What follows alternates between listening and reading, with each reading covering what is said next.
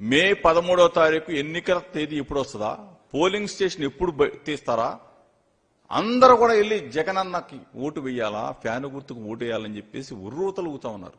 ఈ పరిస్థితుల్లో తిట్టటమే పనిగా పెట్టుకొని హెలికాప్టర్ అంట, ఆయన దిగటం అంట, ఈయన రావటం అంట, ఇద్దరు కలిసి వెళ్ళటం అంట, తిట్టడం. నమ్మరుగాక నమ్మరు మిమ్మల్ని. ఇద్దరు మోసగాళ్లు. ఈ ఇద్దరు మోసగాళ్లకు తోడు మళ్ళీ ఢిల్లీ పోయారు. ఢిల్లీలో మళ్ళీ బీజేపీతో కలిశారు. కొత్త ఉంది మీకు. 2014లో మీరు కాదా? మీ ముగ్గురేగా పోటీ చేసింది. మీ ముగ్గురు పోటీ చేశారు, మీ ముగ్గురు కలిసి ఉన్నారు, మీ ముగ్గురు గెలిచారు. ఇద్దరు కలిసి ప్రభుత్వాన్ని ఏర్పాటు చేసుకున్నారు. అక్కడ మీరు, ఇక్కడ మీరు, ఢిల్లీలో మీరు, ఆంధ్రప్రదేశ్ ప్రభుత్వాలు ఏర్పాటు చేసుకున్న తర్వాత ముగ్గురు కూడా తిట్టుకొని 3 ముక్కలైన తర్వాత మరలా తిట్టుకోవడం కూడా మామూలుగా తిట్టుకోవాలి. అమ్మ నా బూతులు తిట్టుకున్నారు మీరు. పవన్ కళ్యాణ్ ఏం తిట్టాడు? చంద్రబాబు నాయుడు గారిని అందరూ వీడి పెద్ద పుడింగాడా, వీడి వల్ల మేము గెలిచామా, వీడి మొహం చూసి మాకు ఓటేశారా అని చెప్పేసి పవన్ కళ్యాణ్ని బండబూతులు తిట్టారే. వాళ్ళ కుటుంబం మొత్తాన్ని తిట్టారే, వాళ్ళ అమ్మని తిట్టారే.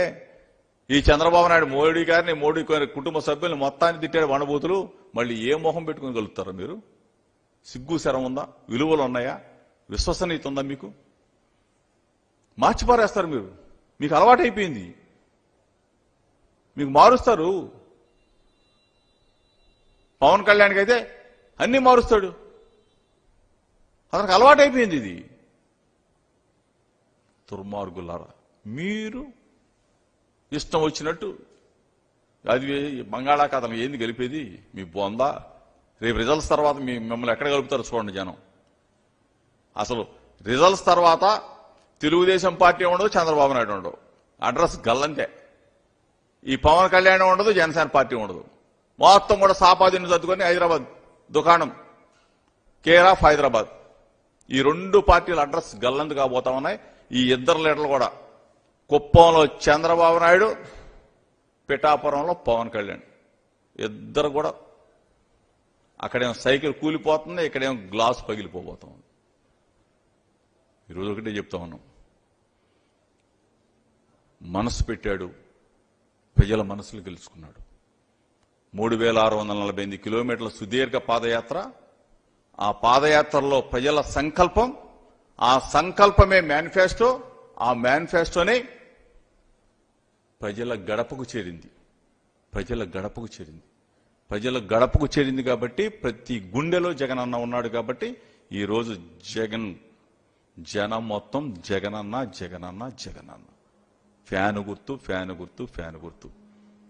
చంద్రబాబు నాయుడు పతనం అయిపోబోతా ఉన్నాడు. నేను ఒకటే చెప్తా ఉన్నాను, తెలుగుదేశం పార్టీలో ఉన్న నాయకులకు చెప్తా ఉన్నా, తెలుగుదేశం పార్టీ కేడర్ కూడా చెప్తా ఉన్నా, చంద్రబాబు నాయుడిని నమ్ముకుంటే నట్టేట మునిగిపోతారు.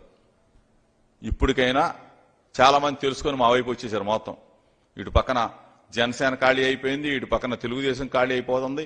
మిగిలిన వాళ్ళకి కూడా చెప్తా ఉన్నా, జగనన్న వెంట నడవండి, వైఎస్ఆర్ కాంగ్రెస్ పార్టీ జెండా పట్టుకోండి, ప్రజల సంక్షేమానికి పాటుపడండి.